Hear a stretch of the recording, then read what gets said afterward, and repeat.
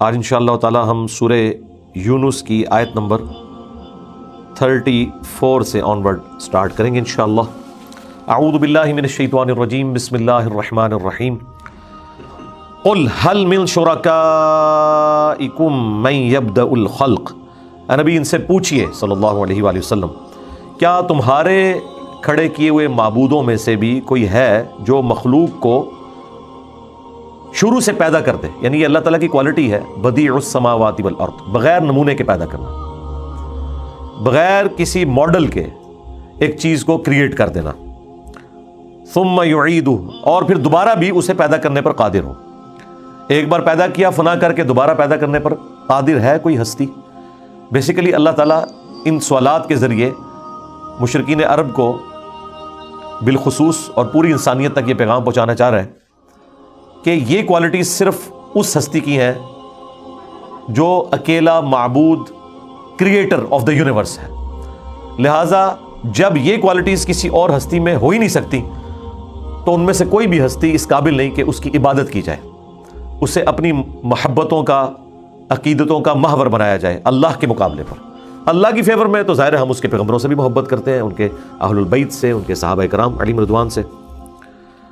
قل اللہ یبدأ الخلق، پھر آپ خود ہی ان کو جواب دیں کہ بے شک اللہ تعالیٰ ہے جو ابتدا سے چیزوں کو پیدا فرماتا ہے، ثم یعیدہ، اور پھر اس کو دوہرا بھی دے گا۔ دیکھیں پہلی دفعہ کوئی کام کرنا مشکل ہوتا ہے، دوبارہ کرنا آسان ہوتا ہے۔ بیسیکلی مشرکین عرب اللہ کو تو مانتے تھے لیکن وہ آخرت کے دن کے انکاری تھے، تو انہیں بتایا جا رہا ہے کہ وہ ہستی جس نے تمہیں پہلی دفعہ پیدا کیا جب تم کوئی چیز ہی نہیں تھے، اب دوبارہ ان گلی سڑی ہڈیوں سے تمہیں دوبارہ نہیں پیدا کر سکتا، جب اس کی کوالٹی ہے کہ بغیر کسی نمونے کے، ایون بغیر کسی مٹیریل کے، پہلے مٹیریل کو پیدا کیا اور اس میں سے تمہیں بنا دیا، تو بعد میں تو بنانا کوئی مشکل نہیں۔ ثم یعیدہ، اس کے بعد اس کو دہرائے گا یعنی قیامت کے دن۔ فَأَنَّىٰ تُؤْفَكُونَ، تو پھر کہاں تم ادھر ادھر پھیرے جا رہے ہو، اللہ کو چھوڑ کر اور ہستیوں کی طرف کیوں جاتے ہو؟ یہ ساری کوالٹیز اللہ ہی کی ہے۔ قل هل من شرکائکم من یہدی الی الحق، اے نبی ان سے پوچھئے کیا تمہارے ان شریکوں میں جو معبود جھوٹے کھڑے کیے ہیں کوئی ہستی ایسی ہے جو تمہیں حق کی طرف رہنمائی کرتی ہو؟ قل اللہ یہدی للحق، پھر آپ خود ہی جواب دیں کہ اللہ ہے جو حق کی طرف رہنمائی کرتا ہے۔ دیکھیں نا، اللہ نے اپنے پیغمبروں کو بھیجا، اپنے پیغمبروں کو یہاں بھیجنا اللہ تعالیٰ نے اس کے ذریعے اپنا ہونا منوایا ہے۔ ہزاروں سچے پیغمبر ایک ہی وعدہ کر رہے ہیں کہ تمہیں مر کے اللہ کے حضور پیش ہونا ہے قیامت کے دن، اور اپنے دنیا میں کیے ہوئے اعمال کا جواب دہ ہونا ہے۔ اگر اللہ کے ساتھ کوئی اور الہ ہوتا تو ظاہر ہے وہ بھی اپنی دعوت کو سامنے رکھتا، لیکن دیکھ لیں جتنے انبیاء آئے انہوں نے ایک ہی خدا کی طرف انسانیت کی رہنمائی کی۔ یہ خود سب سے بڑی دلیل ہے کہ کنسنسس ہے ایک خدا کے ہونے کے اوپر۔ جتنے بھی دنیا میں مذاہب موجود ہیں وہ اوپر ایک ہی خدا کو مانتے ہیں، نیچے کسی معاملے میں جزوی شرک کریں یا چھوٹے معبود کھڑے کر لیں یا اولیاء اللہ کے نام پر ان سے حاجتیں مانگیں، لیکن اوپر ایک ہی خدا کو ماننے والے ہیں۔ قل اللہ یہدی للحق، فرما دیجئے اللہ ہی ہے جو حق کی طرف رہنمائی کرتا ہے۔ افمن یہدی الی الحق، تو بتاؤ کہ جو حق کی راہ دکھاتا ہے، احق ان یتبع، کیا وہ زیادہ حقدار ہے اس بات کا کہ اس کی پیروی کی جائے؟ ام لا یہدی الا ان یہدا، یا وہ ہستیاں کہ جب تک ان کی رہنمائی نہ کی جائے کسی طرف وہ ہدایت ہی نہیں پا سکتی۔ یعنی تعویل خاص کے اعتبار سے تو ان کے جھوٹے معبود ان کو تو خود یہ تراشتے تھے، پھر جب ان کو شفٹ کرنا ہوتا تھا تو انہیں پکڑ کے انہیں شفٹ کرنا پڑتا تھا، سارے معاملات ان کے ساتھ ان کو کرنے پڑتے تھے۔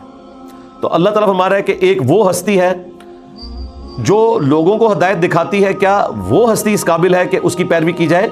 یا وہ ہستیاں جو کہ خود تمہاری محتاج بنی ہوئی ہیں، جب تک تم انہیں کوئی راستہ نہ دکھاؤ وہ ہدایت بھی نہیں پا سکتی۔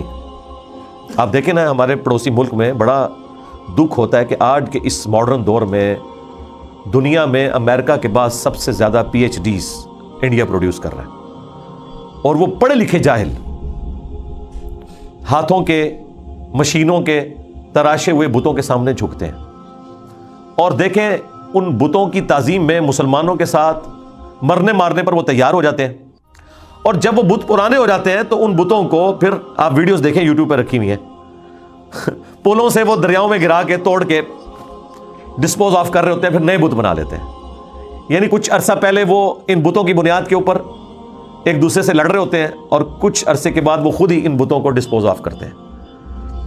وہ بت اپنی حفاظت بھی نہیں کر سکتے، ان کو ٹریولنگ کروانے کے لیے بھی انہیں مشینری ریکوائرڈ ہوتی ہے، گاڑیاں ریکوائرڈ ہوتی ہیں. تو جو خود اس تلاش میں ہو کہ کوئی اس کو ہدایت دے، وہ کیسے اس قابل ہو سکتا ہے کہ اس کی پیروی کی جائے؟ فما لکم کیف تحکمون، تو اے مشرکین تمہیں کیا ہوا، کتنا برا حکم لگاتے ہو. یعنی حق بالکل واضح ہے، اس کے باوجود تم حق سے اناد کرتے ہو.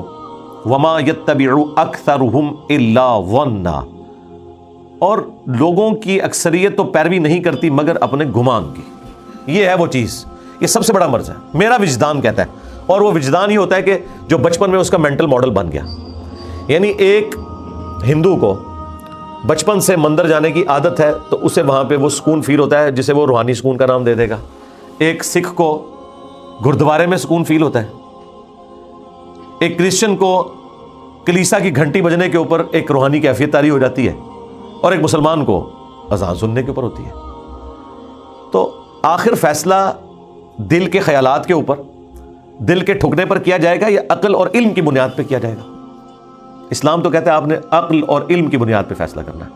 ورنہ دل کی کیفیات آپ آج بھی جناب یہ بازاروں پہ چلے جائیں، کیسی انہوں نے اگربتیاں سلگائی ہوتی ہیں وہاں پہ، کتنی پیاری خوشبو ہوتی ہے، پھر لنگر بھی فری ہوتا ہے، اور عموماً جگہیں یہ کھلی ہوتی ہیں، ذرا سائڈ پہ ہوتی ہیں، فریش ایئر بھی فیل ہوتی ہے. بندہ کہتا ہے جی بڑا سکون آ رہا ہے. وہ سکون نہیں ہے میرے بھائی، وہ اسٹیٹ آف مائنڈ ہے. وہ آپ وہاں پہ کوئی جانور بھی لا کے دفن کر دینا اور آپ کو نہ بتایا جائے، آپ کو سکون ملنا شروع ہو جائے گا. اس سکون کا اس سے کوئی تعلق نہیں ہے.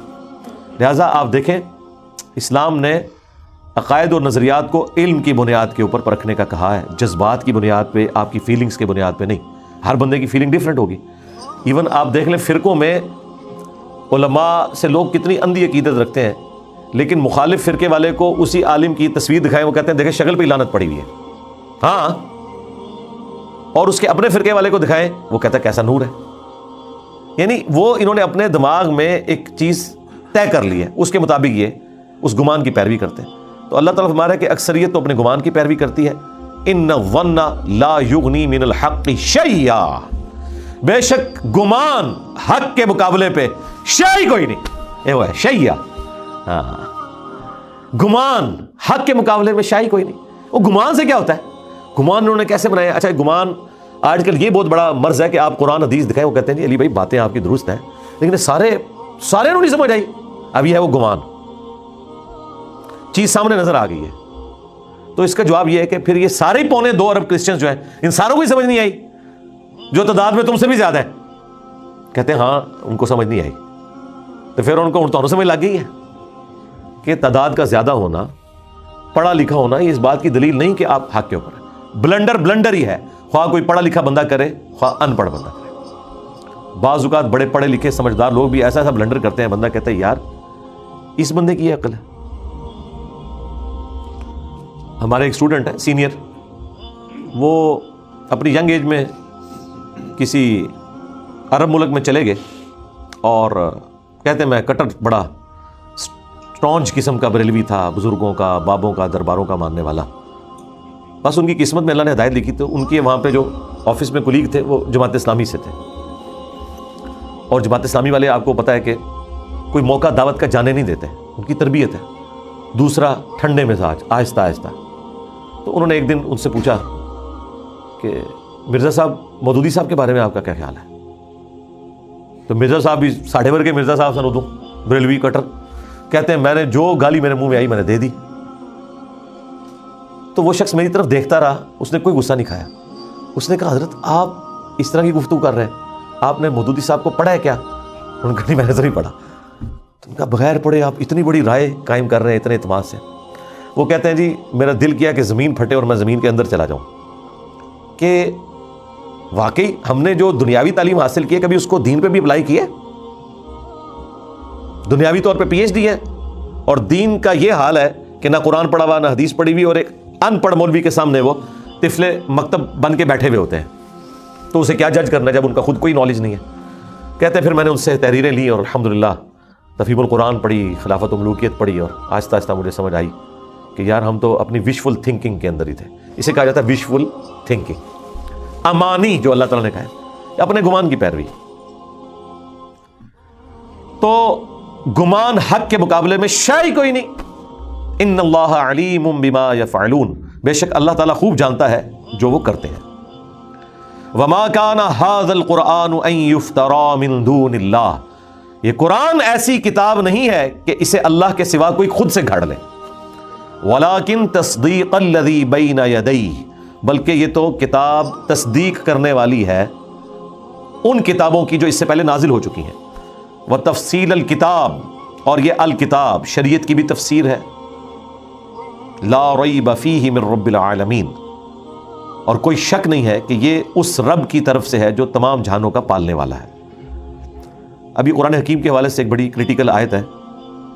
قرآن کا ایک اسلوب ہے، قرآن میں ایک زور بیان ہے جو آپ کو انسانی بکس کے اندر اس انداز سے نظر نہیں آتا. اور پھر سٹائل بھی بڑا وکرا سا ہے. اس کا سٹائل کتابوں والا نہیں ہے.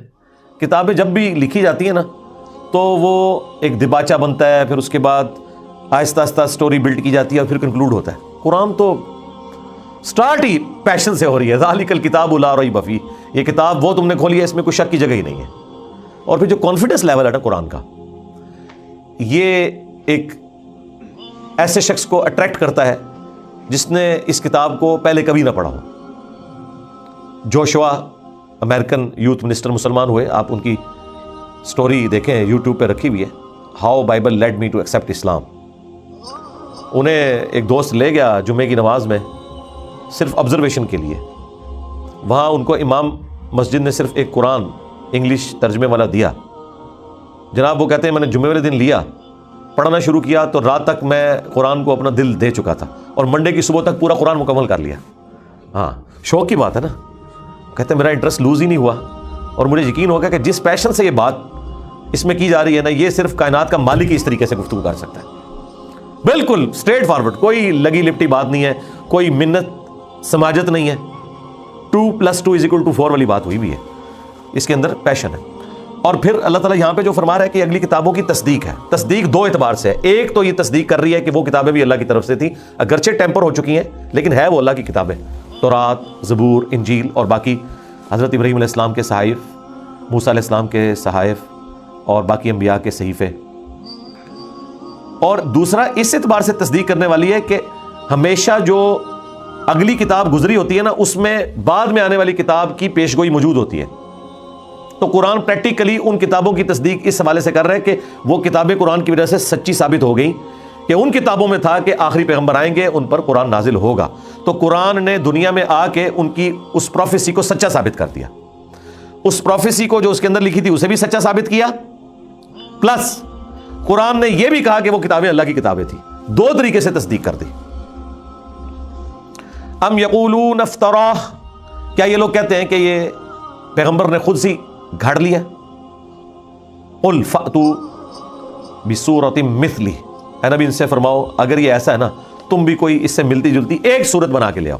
پہلے تو ویسے چیلنج آیا تھا قرآن بناؤ، پھر چیلنج کم ہوا 10 صورتوں پہ آیا، یہاں پہ ایک صورت تک چیلنج رہ گیا. وَادْعُوا مَنِ اسْتَطَعْتُم مِّن دُونِ اللَّهِ، اور بلا لو اللہ کے سوا جتنی ہستیاں ہیں نا جن کو تم بلا سکتے ہو، ان کنتم صادقین، اگر تم واقعی سچے ہو. اچھا یہ اب عربی لنگوسٹک جو لوگ جانتے ہیں وہ یہ قرآن کا یہ والا اعجاز فیل کر سکتے ہیں. آج کے دور میں تو ہم سائنٹیفک فیکٹس ایک ذریعہ ہیں جس کے ذریعے یہ جانچ سکتے ہیں کہ ایک ایسا شخص جو آج سے 1400 سال پہلے اس پلانٹ ارتھ پہ آیا آلموسٹ، اس نے ایسی باتیں کی کہ جن میں بہت سی باتیں ایسی ہیں جن کا انسانیت کو ادراک پچھلے 50-60 سالوں میں ہوا. تو یہ ناممکن ہے کہ ایک ایسا شخص جو اتنا عرصہ پہلے گزرا ہے وہ چیزیں بتائے جو آج کے اس ماڈرن دور میں الیکٹرانک مائکروسکوپ کے ذریعے آپ کو پتہ چل رہی ہیں. ماں کے پیٹ میں کن سٹیجز سے بچہ گزرتا ہے، کیا زبردست انداز میں اس کو بیان کیا گیا. اس زمانے میں شاعری عروج پہ تھی، شعراء نے اپنے کلام پھاڑ دیے کہ یہ کیسا کلام ہے، کیسی رقت ہے اس کلام کے اندر، کیسا سوز و گداز ہے. ردیف قافیے بھی پرفیکٹ نہیں ہے جیسا کہ شاعری میں ہوتے ہیں، لیکن ایک ردم بھی موجود ہے، آزاد نظم والا سٹائل ہے، اور پھر کیا پیشن ہے، کیا ٹو دی پوائنٹ گفتگو ہے، اور سب سے بڑھ کر کوئی اختلاف نہیں ہے۔